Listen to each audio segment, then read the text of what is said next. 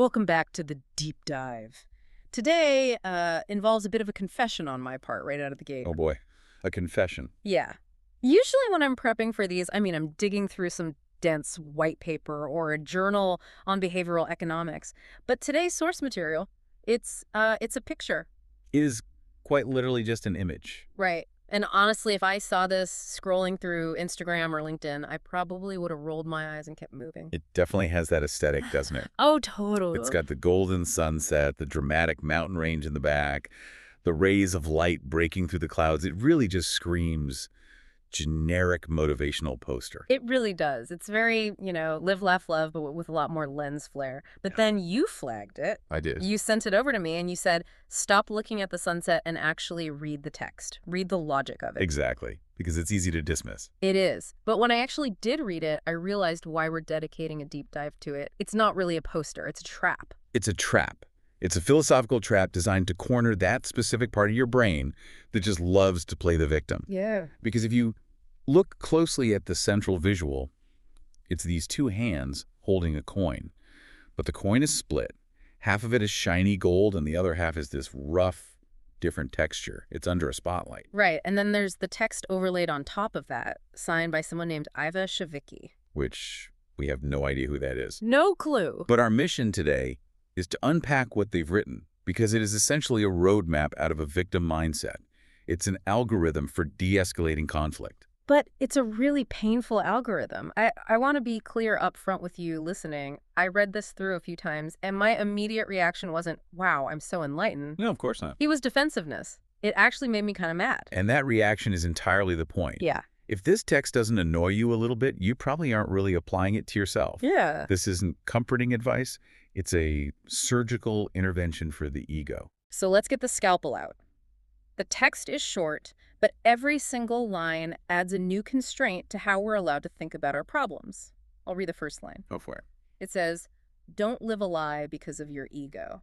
Mm-hmm. Okay, let's unpack This that. is where we really have to define our terms, because ego gets thrown around a lot in pop psychology. Right, like being arrogant. Exactly. But in this context, we aren't necessarily talking about just having a big head. We are talking about the psychological immune system. The psychological immune system. I like that. It's the part of you that interprets reality in a way that keeps you safe and usually innocent. Innocent is definitely the key word there, because when the text says, don't live a lie, it implies that my default state, my personal truth, is actually a fabrication. Think about the last time you told a friend about a fight you had, maybe with your partner or a coworker. You told the story, right? You gave them the play-by-play. Yeah, of course. And I like to think I'm pretty honest. I say what they did, what I said. But you framed it. You selected the camera angles. Yeah. This is what psychologists call the fundamental attribution error mixed with confirmation bias. We tend to judge ourselves by our intentions, like, I meant well. Right. But we judge others by their actions. Precisely. So the lie the text refers to is that heavily edited version of the movie where you are the completely rational protagonist and the other person is the irrational antagonist. So the lie isn't that I'm making up facts out of nowhere. It's that I'm omitting the context that makes me look bad. You're omitting the other side of the coin, which brings us right to the next concept in the source. The visual of the coin itself. Right, the idea that there are two sides to a coin. Okay, stop right there, because this is the cliche I was talking about. Two sides to every story. We learned this in kindergarten. Why do we need a deep dive to tell us that? Because knowing it intellectually and actually practicing it emotionally are two completely different sports. Look at the visual in the source again. The coin is split. One side is shiny gold, the other is rough. When we are in a conflict, our ego locks our focus on one single side. Usually we stare at the rough side of the other person, their rudeness, their mistake. Yeah. Or we stare at the gold side of ourselves, our virtue, our infinite patience. But the source is saying that reality, the actual coin, is a fused object. You can't have a coin with only one side. It violates the laws of physics. You literally cannot have a coin that is only heads. So if I'm sitting here thinking, I am 100% right and they are 100% wrong, I am hallucinating. You are living a lie because of your ego. Hmm. You are denying the existence of the tail side just because you refuse to look at it. Okay, that makes sense on paper. But let's move to the diagnostic part of this roadmap. The text gives us a very specific symptom to watch out for. It says, if you feel sorry for yourself. This is the trigger. And this is where I really started to bristle, because feeling sorry for yourself, self-pity, is a genuine human emotion. Sometimes things do happen to us that are deeply unfair. Is the source telling us we aren't allowed to feel bad? I don't think it's policing the emotion itself, it's flagging the utility of the emotion. Self-pity is incredibly seductive. Seductive? How? It's warm, it's a very comfortable place to be because it's totally passive. Yeah. If I feel sorry for myself, it means I am the object. Things are happening to me. Ah. It absolves me of responsibility. If I'm the victim, I don't have to do any actual work. I just have to sit there and wait for an apology or for the universe to correct itself. Exactly. Self-pity is a stalling tactic. It keeps you stuck on the shiny side of your own coin. You think, look how much I'm suffering. Surely I'm the good guy here. Wow. The source text uses this feeling not as a comfortable pillow to rest on, but as an alarm bell. It says, the moment you feel that woe is me sensation, you have to pivot. And the pivot is the controversial part, because the text then says, think about your contribution in that situation that makes you feel sorry. Contribution. That is the magic word in all of this. And it's a dangerous word, isn't it? Because I can hear you listening right now, screaming at your phone. What if my boss is a raging narcissist? What if my partner cheated on me? Are you saying that's my contribution? It sounds awful close to victim blaming. This is the most critical distinction we have to make today. Contribution is not the same thing as fault. Okay. And it is definitely not the same thing as blame. Unpack that, because to most people, those words sound identical. Blame is moral. Blame is all about who is bad and who should be punished. Contribution is mechanical. It's systemic. Mechanical. It's asking what were the conditions that allowed this dynamic to exist and how did I support those conditions? Give me a real-world example. Let's take the toxic boss scenario. Say my boss screams at me in a meeting. I feel sorry for myself because I was humiliated in front of everyone. Where's my contribution in that? Surely I didn't contribute to being screamed at. You didn't contribute to the screaming. That is entirely their bad behavior. But look at the wider system. Did you hide a mistake that they eventually found out about? Okay, maybe. Did you stay silent in previous meetings when boundaries were crossed, which established a precedent that this kind of behavior is okay? Did you engage in a defensive argument that escalated the tension in the room? Ouch. Okay, so maybe my contribution was my own passivity. Or maybe it was that I didn't manage their expectations properly. Or maybe your contribution is simply that you are still in the room. Whoa. Sometimes the contribution is literally just presence. You are providing the audience for their tantrum. If you walk out of the room, you remove your contribution. The dynamic completely collapses. That is a really tough pill to swallow, because it shifts the focus from they are a monster to I am a participant. And that is exactly why the ego hates it. The ego wants to be the innocent victim of a monster. But the source text is arguing that as long as you are feeling sorry for yourself, you are denying your own agency. You're giving your power away. Yes, you are pretending you have no power, when in reality you are fueling the fire, even if it's just by standing next to it and adding oxygen. It turns, why is this happening to me, into how am I keeping this alive? That's the shift. And that perfectly sets up the final line of the text, the closer, the punchline that locks this whole logic chain together. Right. It says, because no one can clap with one hand. The clap. It's such a brilliant, simple image. I actually tried to do it earlier when I was reading it. You just look like an idiot waving at the air. Think about what a clap represents in this metaphor. It's the conflict. It's the argument, the drama. It's the situation that makes you feel sorry for yourself. Physically, a clap requires two opposing forces colliding. So if there is noise in my life, if there is drama, I am, by definition, one of the hands. You have to be. It is physically impossible for a conflict to sustain itself without resistance. If you push me and I don't push back, we don't have a fight. We have a shove. Exactly, we have a shove. But we don't have the clap, that cyclical, loud, ongoing drama that just drains the life out of us. This goes right back to the physics of it. The source is essentially saying, I don't care who started it. If it's still going on, you are clapping. Yes. And this is where the living a lie part circles back. The lie is you saying, I'm not clapping. I'm just holding my hand out, and their hand keeps repeatedly hitting mine. Which is completely absurd when you picture it.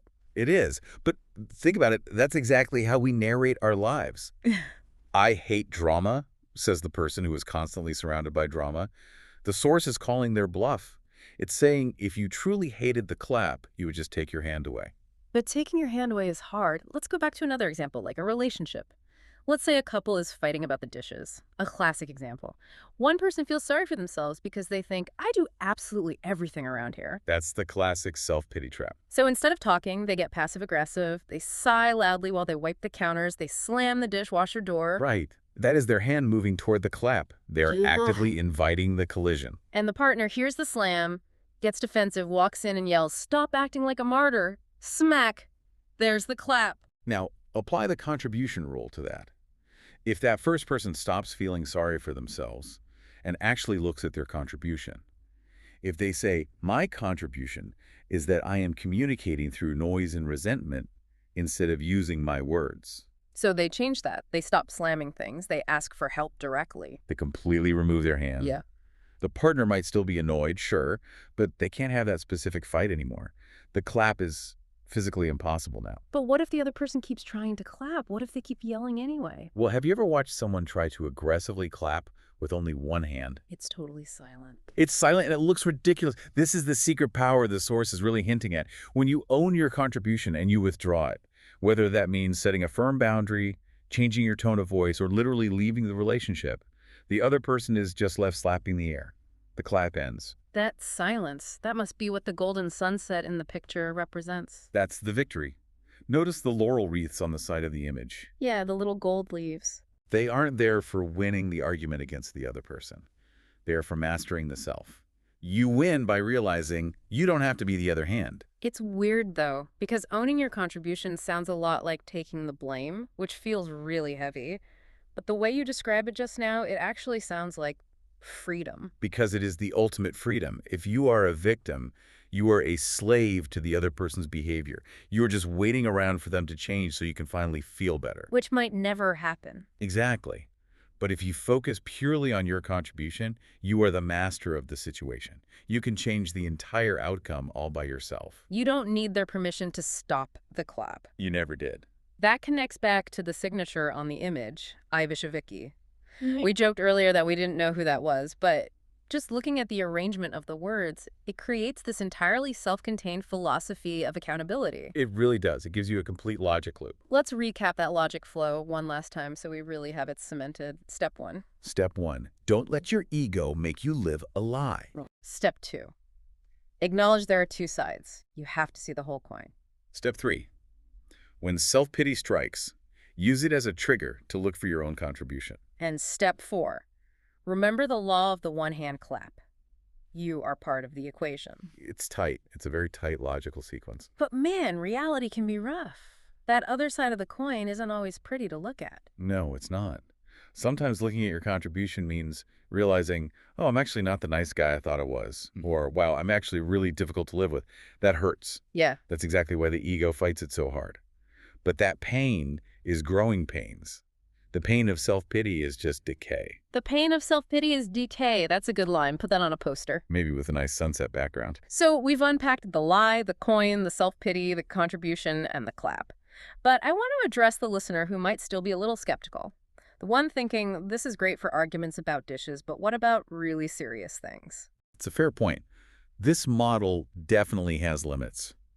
If we are talking about systemic oppression or random acts of violence, the one-hand clapping metaphor breaks down completely. You cannot contribute to being struck by lightning. Right. You're just a victim of circumstance there. But, and this is a huge but, most of the things that consume our daily mental energy aren't lightning strikes. They are the chronic, repetitive conflicts with the people we know. The boss, the spouse, the parent, the neighbor. The everyday friction. Yes.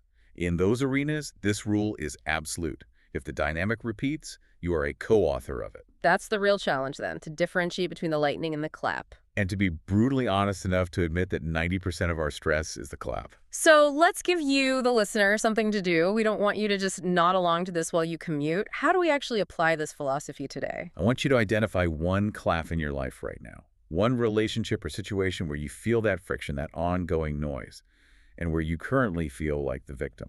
The situation where you find yourself saying, I can't believe they are doing this to me. Get yourself saying that, and then force yourself to write down, actually get a pen and write it down, 3 things you are doing to keep that clap going. And nothing isn't a valid answer. If you write nothing, you are still living the lie. Yeah. Dig deeper. Are you engaging? Are you ignoring them? Are you complaining to other people instead of confronting the source? Are you just rolling your eyes in meetings? Find your hand. Because once you see your hand, you finally have the choice to put it down. It's scary to put it down, though, because if I put my hand down and the noise stops, I might actually have to deal with the silence. And in that silence, you might find that you don't even like the other person anymore, or that the job just isn't right for you. Yeah. The clap often distracts us from the deeper truth that the relationship itself is just broken. So the drama is actually a distraction from having to make a real difficult decision. Very often, yes. Yeah. We clap because it's much easier than walking away entirely. That is a fascinating thought. But I want to leave you with one final, slightly provocative question to mull over. We talked about how withdrawing your contribution stops the clap. Right. But think about the physics of it. If you suddenly stop your contribution, if you stop moving your hand, does the clap instantly cease to exist for the other person? Or is there an echo? An echo. Does their momentum carry forward into the void for a while? And how do you handle watching them swing at the air until they exhaust themselves? That requires a whole new level of patience, Right. just watching the air swing. Exactly. Something for you to explore on your own. All right. That's our deep dive on a motivational poster. Who knew it could go this deep? It really was a roadmap. We hope this helps you find the other side of your coin. Try the experiment. Find your hand in the clap. And let us know how loud or how quiet your life gets. Don't live the lie. We'll see you next time.